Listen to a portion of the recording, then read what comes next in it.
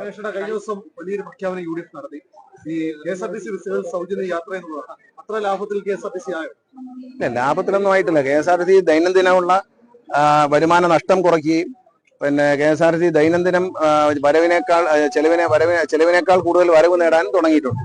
ഇത് KSRTCക്ക് 10,200 അതിൽ കൂടുതൽ കടങ്ങളും പല ബാധ്യതകളും പല സ്ഥലത്തും. ജീവനക്കാരുടെ പെൻഷൻ പറ്റി വരെ പൈസ കൊടുക്കാനുണ്ട്. ഇങ്ങനെ ഒരുപാട് ലൈബിലിറ്റി ഉണ്ട്. പിന്നെ MICT ലൈബിലിറ്റി ഉണ്ട്. ഇതെല്ലാം ഇങ്ങനെ തീർത്ത് നമ്മൾ ഇതിനെ കരകയറ്റി 1-ാം തീയതി ശമ്പളം കൊടുത്തും പിന്നെ ഒരു നഷ്ടമില്ലാതെ എല്ലാ യൂണിറ്റുകളും നടത്തിയും ഒക്കെ വളരെ കഷ്ടപ്പെട്ടിട്ട് KSRTC ജീവനക്കാർ ഇത് മുന്നോട്ട് കൊണ്ടുവരികയാണ്. വഴിയെ പോകുന്നവർക്ക് എന്തെങ്കിലും പറഞ്ഞ് അത് കൊടുക്കാം ഇത് കൊടുക്കാമെന്ന് പറയാമെന്നുണ്ടായത് ഇത് ഒരു 2 മാസം ഈ പറയുന്ന ആനുകൂല്യം നടത്തിക്കൊണ്ടുപോകാൻ കഴിഞ്ഞാൽ KSRTC പിന്നെ ശമ്പളം ഉണ്ടാവില്ല, KSRTC ഉണ്ടാവില്ല. KSRTCയുടെ സ്ഥിതി എനിക്കറിയാവുന്നതൊക്കെ അവർക്ക് അറിയത്തില്ല. വെളിയിൽ നിന്ന് എല്ലാവർക്കും ഫ്രീ ആണെന്ന് പറയാം. കർണാടകത്തിൽ എല്ലാവർക്കും ഫ്രീ ആണെന്ന് പറഞ്ഞിട്ട് രാഹുൽ ഗാന്ധി പോയി എല്ലാവർക്കും ഫ്രീ ആക്കി കൊടുത്തു സ്ത്രീകൾക്കെല്ലാം. ഇപ്പൊ കർണാടക ട്രാൻസ്പോർട്ട് കോർപ്പറേഷൻ കടുത്ത നഷ്ടത്തിലും പ്രതിസന്ധിയിലാണെന്ന് കഴിഞ്ഞ ദിവസം ഏഷ്യാനെറ്റ് റിപ്പോർട്ട് ചെയ്യുകയും ചെയ്തു. ഞാനത് കണ്ടതാണ്. അപ്പൊ അതുപോലെ ഇത് അത്ര പോലും സമയം ഉണ്ടാവില്ല. ഇത് 1 മാസം പോലും പോവില്ല. കാരണം ഇത് പറയുമ്പോൾ എന്താ പറയുക, നമ്മൾ ഈ ഇലക്ഷൻ വരുന്നതും പറഞ്ഞിട്ട് പൊതു ഖജനാവിലെ പണം എടുത്ത് ദൂർത്തടിച്ച് വോട്ട് വാങ്ങിക്കാൻ ശ്രമിക്കുന്നത്. ഇവര് നേരത്തെ പറഞ്ഞല്ലോ, ഈ 2,000 രൂപ 1,600 രൂപ 2,000 രൂപയാക്കി കൊടുത്തതെന്ന് പറഞ്ഞ് പിണറായി സർക്കാർ കൈക്കൂലി കൊടുത്തെന്നാണ് ജനങ്ങൾക്ക്. അതേ അഭിപ്രായമല്ലേ 3,000 ആക്കി കൊടുക്കാന്ന് പറയുമ്പോൾ. ഇവർ പറഞ്ഞതല്ലേ ഉള്ളൂ. UDF സർക്കാരിന്റെ കാലത്ത് 600 രൂപയായിട്ട് വർദ്ധിപ്പിച്ചു, 500 രൂപ 600 രൂപയായിട്ട് വർദ്ധിപ്പിച്ചു. ആ 100 രൂപയുടെ വർധനവ് 18 മാസവും കൈമാറിയില്ല.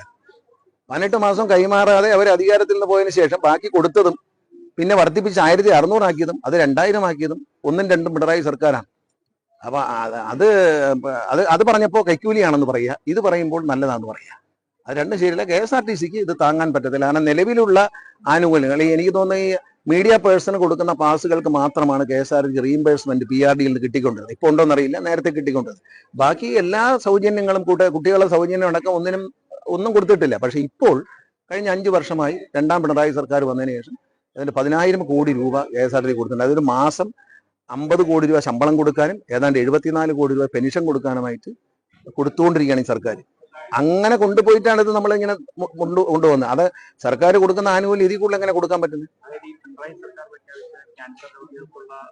അത് കൊടുക്കുന്നുണ്ടല്ലോ, കൺസെഷൻ കൊടുക്കുന്നുണ്ടല്ലോ. ഇല്ല, അത് കിട്ടേണ്ട കാര്യമില്ല. കാരണം തന്നെ അത് നമ്മൾ കണക്കാക്കുന്ന വെച്ചാൽ ഒരു ബസ്സിനകത്ത് 2-3 യാത്രക്കാർക്കുള്ളിൽ വരില്ല. പിന്നെ ഒരു 2-5-10 സീറ്റുകൾ ഒഴിഞ്ഞു കിടക്കാറുണ്ട്. അത് കൊടുത്തതെന്ന് പറഞ്ഞാൽ അത് കീമോതെറാപ്പിക്ക് പോകുന്നവർക്കും റേഡിയേഷന് പോകുന്നവർക്കും അവർ താമസിക്കുന്ന സ്ഥലത്ത് നിന്നും അവർ പോകുന്ന ആശുപത്രിയിലേക്കാണ് സൂപ്പർ ഫാസ്റ്റ് മുതൽ ഇങ്ങോട്ട് കൺസെഷൻ കൊടുത്തേക്കുന്നത്. അതുകൊണ്ട് നമുക്കൊന്നും സംഭവിക്കാനില്ല. അതൊരു ചെറിയ സംഖ്യയുള്ളൂ. കാരണം ഒരു ബസ്സിൽ ഒരു 10 ബസ് പോകുമ്പോൾ ചിലപ്പോൾ ഒരാളെ കാണുള്ളൂ. കാരണം നമ്മൾ 2,000-ഓളം 3,000-ഓളം അപേക്ഷ കിട്ടി. അതിൽ 2,600 നമുക്ക് കൊടുക്കാൻ കഴിഞ്ഞിട്ടുണ്ട്.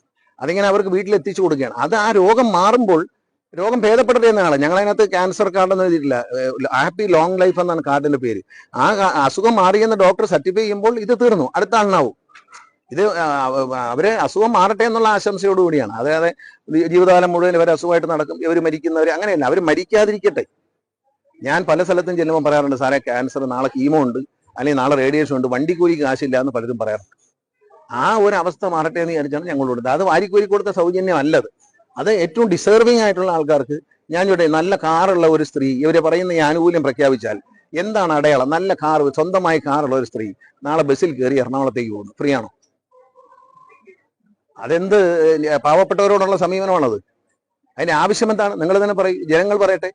നല്ല കാറുണ്ട്, എൻ്റെ വീട്ടിൽ ബെൻസ് കാർ കിടപ്പുണ്ട്, എൻ്റെ വീട്ടിലെ സ്ത്രീകളെല്ലാം ഇതിൽ കയറി ഫ്രീ ആയിട്ട് പോകും എന്ന് പറഞ്ഞാൽ എന്താ? പല റേറ്റില്ലേ? ഇപ്പൊ ബാംഗ്ലൂരേക്ക് പോകണം, 2,000 രൂപയോളം ടിക്കറ്റ് ഫെയർ വരും വണ്ടിക്ക്, AC വണ്ടിക്കൊക്കെ. അത് ഫ്രീ ആക്കി കൊടുത്താൽ ആര് കൊടുക്കുന്നവരാണ്? കർണാടകത്തിൽ നശിപ്പിച്ചു. അത് ഇവിടെ ഇനി ഇത് രക്ഷപ്പെട്ട് വന്നുകൊണ്ടിരിക്കുകയാണ്. ഒരു 4-5 മാസമായിട്ട് ഇത് ഒരുവിധം പച്ച പിടിച്ചു വരുന്നു. നമുക്ക് എല്ലാവർക്കും, മാധ്യമങ്ങൾക്കും ജനങ്ങൾക്കും KSRTC ജീവനക്കാർക്കും സംതൃപ്തിയും സന്തോഷവും നൽകുന്ന ഒരു വാർത്തയാണ് KSRTC ഉയർച്ച. അത് കഠിനാധ്വാനമാണ്. ആ ജീവനക്കാരുടെയും ഉദ്യോഗസ്ഥരുടെയും ഒക്കെ വളരെ, നമ്മൾ കൊടുക്കുന്ന എന്ത് നിർദ്ദേശവും അവർ ശക്തമായി നടപ്പിലാക്കുന്ന അവരെ കഠിനാധ്വാനമാണ്, അവരെ നല്ല പെരുമാറ്റമാണ്. കഷ്ടപ്പെട്ട് അവരത് രക്ഷപ്പെടുത്തിക്കൊണ്ടുവരുമ്പം ഈ നമ്മളെ നാട്ടിലെ ഒരു പഴഞ്ചൊല്ലുണ്ട്, ഞാൻ പണ്ടും പറയാറുണ്ട്, ഈ വഴി കിടക്കുന്ന തേങ്ങ എടുത്തിട്ട് ഗണപതിക്ക് അടിച്ചേച്ച് എന്നെ രക്ഷിച്ചോണ്ടേന്ന് പറയരുത്. ഇത് നാട്ടുകാരെ കരം കൊടുക്കുന്ന കാശാണ്, അതെടുത്ത് അടിക്കരുത്. കാരണം നമ്മൾ കാശ് കൊടുത്തൊരു തേങ്ങ വാങ്ങിച്ച് മഹാഗണപതിക്ക് അടിച്ചാൽ മോക്ഷം കിട്ടും. അല്ലാതെ ദൈവത്തിനുള്ള വഴിപാട് പോലും കണ്ടവന്റെ പോക്കറ്റ് അടിച്ച് വെച്ച് ഇടാം എന്ന് തീരുമാനിക്കുന്നത് ഒരു മര്യാദയില്ലാത്ത കാര്യമാണ്. ആനുകൂല്യങ്ങൾ പ്രഖ്യാപിക്കുമ്പോൾ നടപ്പാക്കാൻ പറ്റുന്നതും അന്തസ്സുള്ളതുമായ ആനുകൂല്യങ്ങൾ പ്രഖ്യാപിക്കണം. ഞാൻ ചോദിച്ചല്ലോ, ഒരു പാവപ്പെട്ട സ്ത്രീക്ക് ഒരു പക്ഷേ ഒരു സൗജന്യം ആവശ്യം ഉണ്ടായിരിക്കും. പക്ഷെ നല്ല സമ്പന്നയായ ഒരു സ്ത്രീക്ക്, സർക്കാർ ഉദ്യോഗമുള്ള ഒരു സ്ത്രീക്ക് സൗജന്യ യാത്രയുടെ ആവശ്യമുണ്ടോ? സർക്കാരിൽ ജോലിയുള്ള ഒരു നല്ല വരുമാനമുള്ള ഒരാൾ 40,000 രൂപയ്ക്ക് മേൽ മാസ ശമ്പളം വാങ്ങുന്ന ഒരാളിന് നിങ്ങൾ സൗജന്യ യാത്ര ബസ്സിൽ നൽകേണ്ടതുണ്ടോ? അല്ലെങ്കിൽ വ്യക്തമായിട്ട് പറഞ്ഞാൽ BPL കാർഡുള്ളവർക്കെന്ന് പറഞ്ഞാൽ അതൊന്നും പറഞ്ഞിട്ടില്ല, എല്ലാ സ്ത്രീകൾക്കും ഫ്രീ ആണെന്നാണ് പറയുന്നത്. ഇത് ആരെ പറ്റിക്കാനോ?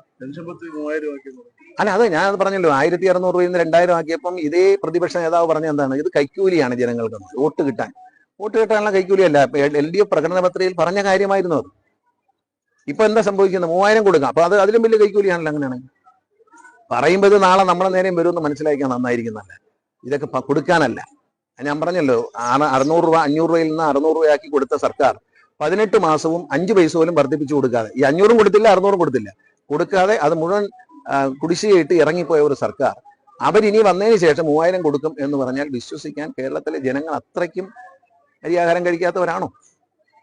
അതുകൊണ്ട് അത് വലിയ പ്രസക്തി ഒന്നുള്ള കാര്യമല്ല.